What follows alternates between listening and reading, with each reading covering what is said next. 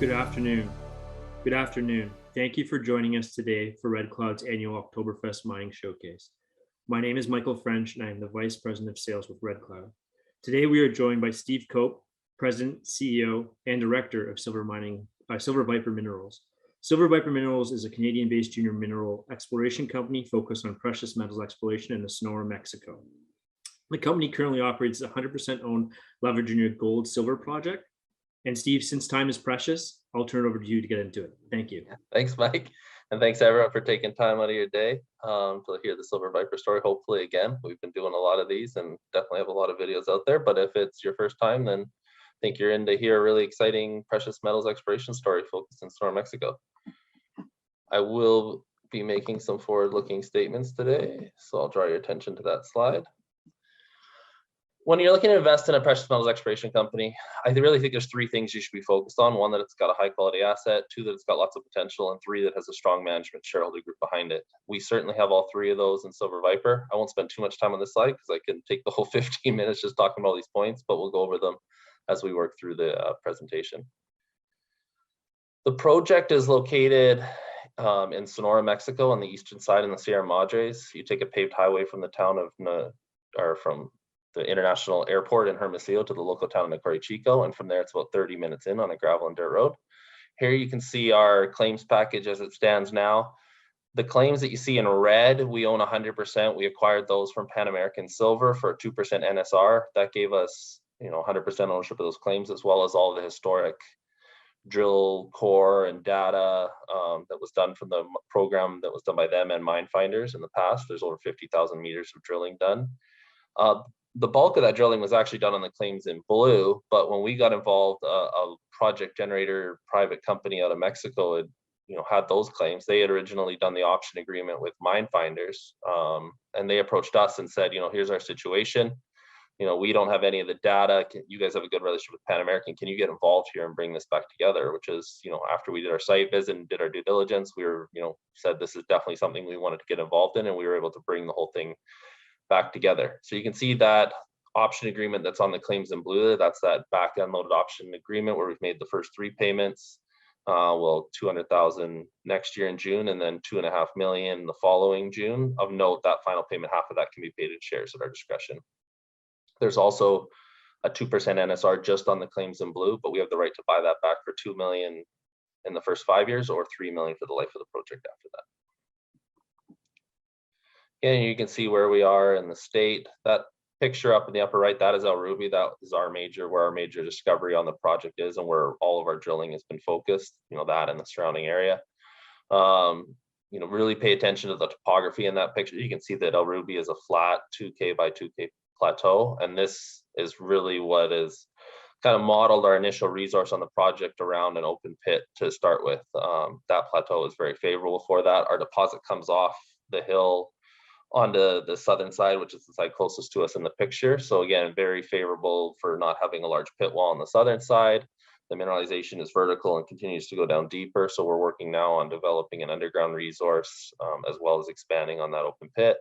But most of this terrain here is very steep, not as good for open pit mining, like the historic area where mine finders in Pan Am were focused on, about 4 kilometers to the south.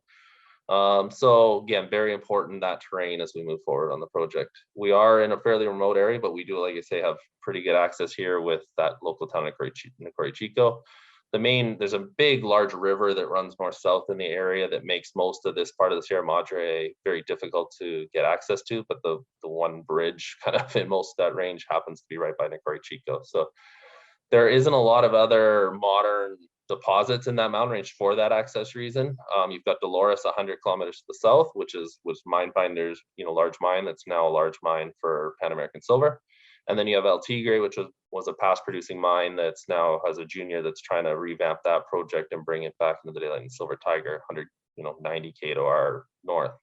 In between, there's no modern operations. La Virginia is the only one in that particular trend at the moment that's got any modern, Canadian or American, mining companies looking at it. And so we're excited that we're onto something, big here that has the potential to, match what they have at Dolores.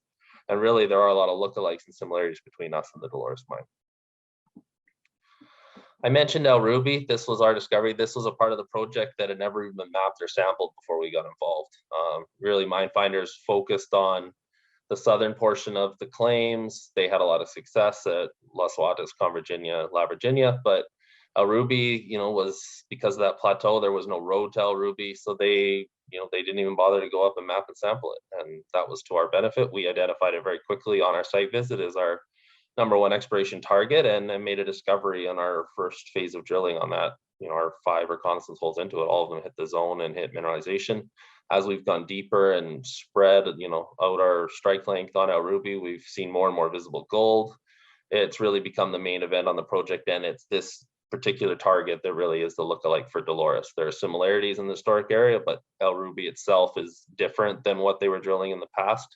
And this is where it really starts to line up, like I say, with Dolores and with similar deposits around the world.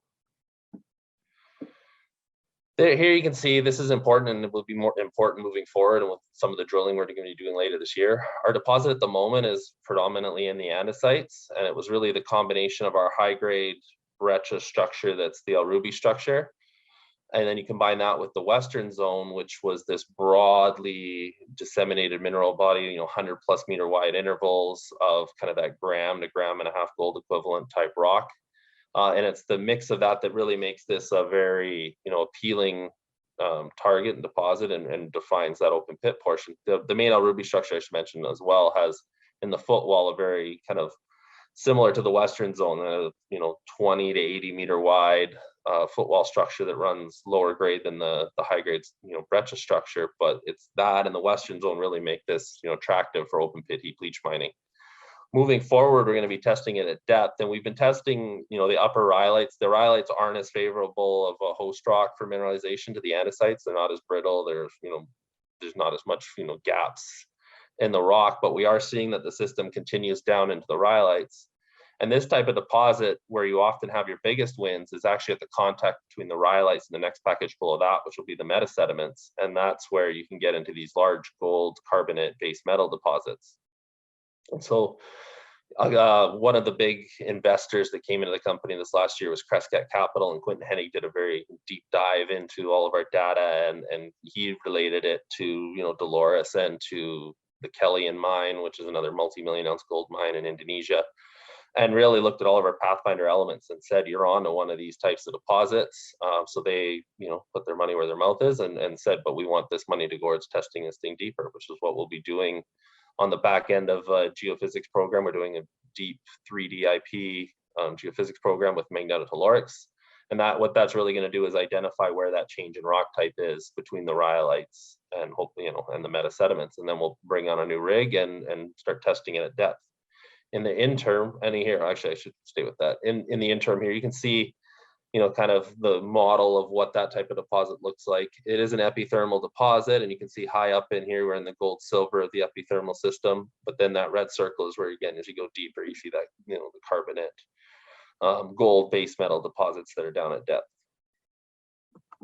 And then we've seen some rocks that definitely have those types of, pathfinder elements. We've, where we get these spikes of copper, lead, and zinc, associated still with, the gold and the silver. But really, as we get down, to that contact, we would expect the gold, and so especially the gold grades, to really increase over, what they are in these samples. But we're seeing that type of rock coming up in certain, sections where it's been blasted up from depth up into our, where we've been drilling at the moment.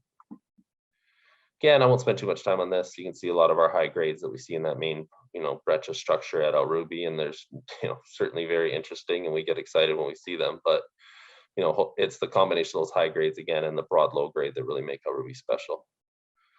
Quickly, you can see our resource here. You can see, the historic area where Mindfinders and Pan Am were drilling down at Con Virginia, Las Huatas, El Oriental. But really the main part of our resources in El Ruby. All of our El Ruby resources open pit at the moment. It held together well enough that we were able to have both indicated and inferred on our maiden resource on the project, which we were thrilled with, having the independent look at that and have full confidence because it was holding together so well. And then you can see here even our pit model. There was very, very little left after the pit at El Ruby, which you can see there in the top left of the block model. What was left was very high grade, actually. That ran about 15 grams gold and 300 silver, but there wasn't enough tons there to include it in an underground resource. If you're actually mining it, you take it and scoop it out with a shovel. But again, gives you some of the idea of what we're looking at when we start to develop an underground resource at El Ruby moving forward.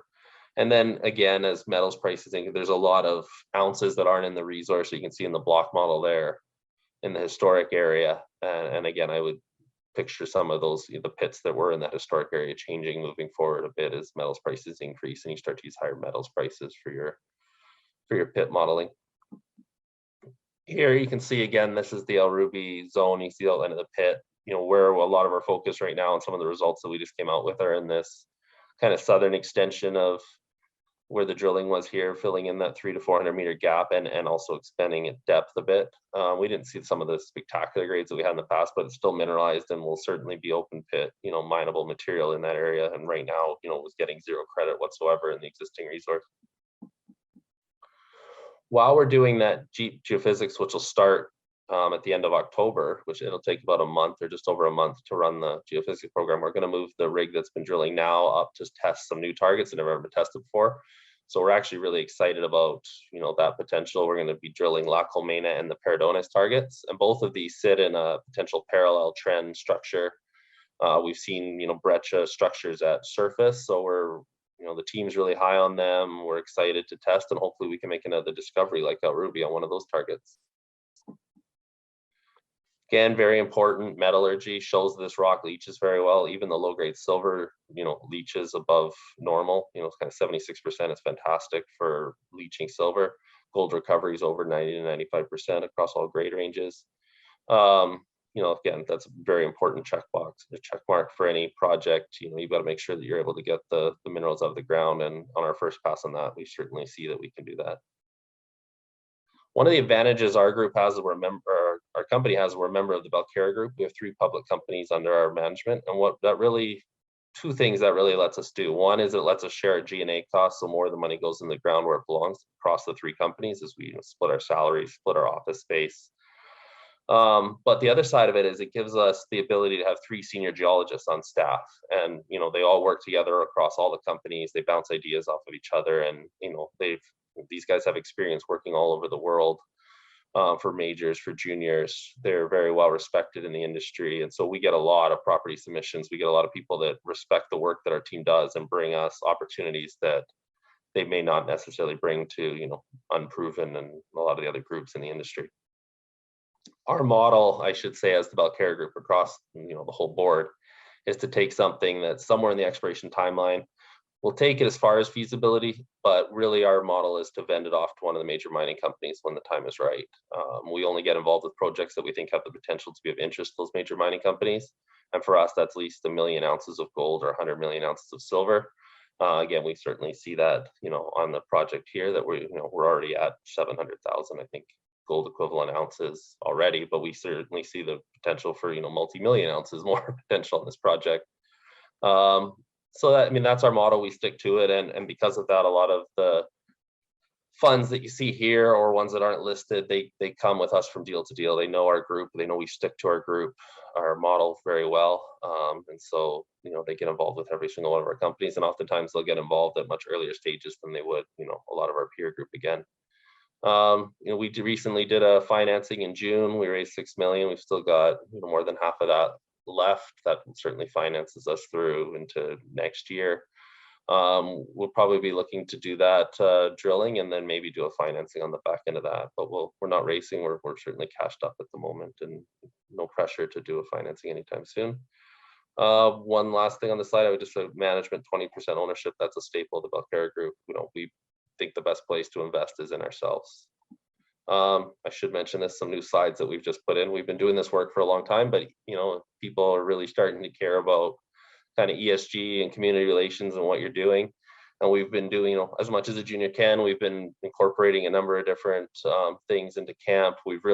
Our biggest focus has probably been on water and making sure that we're not wasting any water. We are, in an area that gets very hot.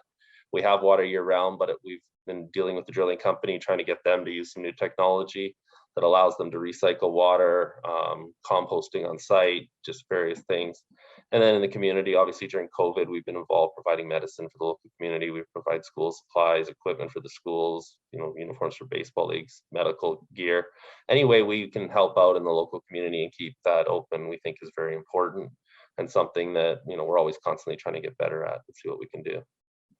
With that, we're in summary here, but I'll turn it back. I'm not sure how I did on time. Hopefully I didn't go too far over, and let's see if we have time. We can take some questions. We literally have about 5 seconds left, but there I you think go. it's a good slide to highlight the key catalysts coming through and a summary. And if there's any follow-up questions, feel free to reach out to myself or Steve directly, and we can definitely field them. So just wanted to thank you for joining us today, Steve, and thank you everyone for joining us today, and looking forward to hearing from you all. Thank you.